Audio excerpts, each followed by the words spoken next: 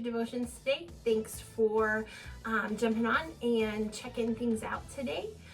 We are talking about superheroes and how, not your Batman, your Superman, your Spider-Man, not those guys, not even Iron Man, but we're talking about heroes from the Bible and how they can teach us to be heroes every day in our lives to the people we are around. And today we're talking about Noah. Now, you might think, okay, I can see that, but the word that I'm going to share with you today is a little bit different than what you might be thinking. Noah has so many hero qualities, but today we're going to talk about patience. Patience is hard. Patience is very hard. And if you're wondering exactly what patience means, and patience means to wait calmly. Okay, that means that we're waiting on something, we're not getting upset about it. When I think about the story of Noah and building the ark, I think Noah was patient in so many ways. But you can find the story of Noah in Genesis chapter 6, verses 9 through 9. Sorry, I said that wrong. Chapter 6 through 9, verse 17. And we're going to start by giving you a little bit of a summary of that story. And it starts really where a lot of people in the world had just really forgotten about God. And they were acting and doing things that were not, they were not good. They were bad things and they were sinning. And God had told Noah that he was going to send a flood, and that he wanted Noah to build a big boat, and they were it was called an ark, and Noah built it just like God said. Here's patience number 1. Noah built the ark, and you might think, okay, how long might it have taken? Noah was building the ark for almost 120 years. Can you imagine? He's building this massive ark, this boat, and everything's dry. There's barely any rain. He's building it basically in the desert. Can you imagine the things that people said to him? They probably thought he was crazy. But Noah worked for 120 years to build this ark.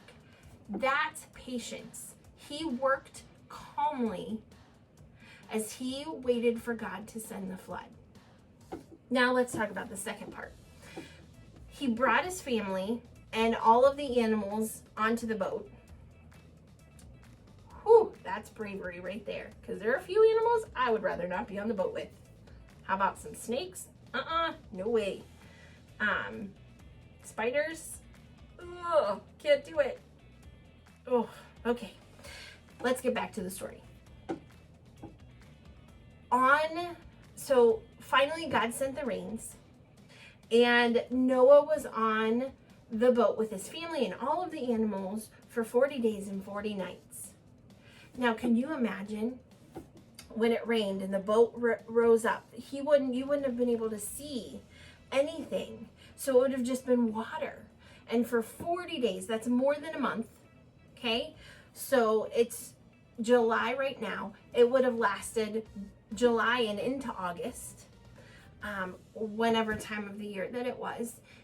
And it wasn't a short time.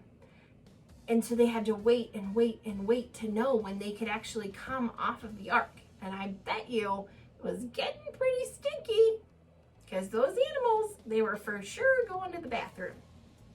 And there weren't toilets for them. So, finally, they sent out a dove. And when the sun came out, they sent out a dove, and finally it came back, and it had an olive branch, which meant that it told Noah that there was dry land somewhere, that the dove would be able to get that.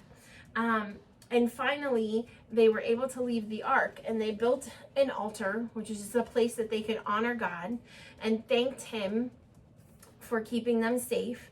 And Noah showed great patience by staying in the ark for 40 days and 40 nights. That's a huge deal. Now we have a lot that sometimes we have to be patient for.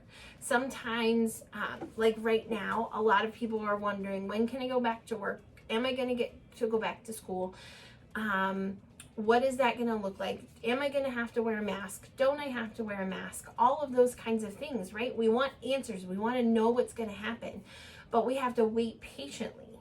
And sometimes God will ask us to do things, in our prayer time, in our hearts, he'll speak to us, and maybe it doesn't happen right whenever we hear it or feel that from him.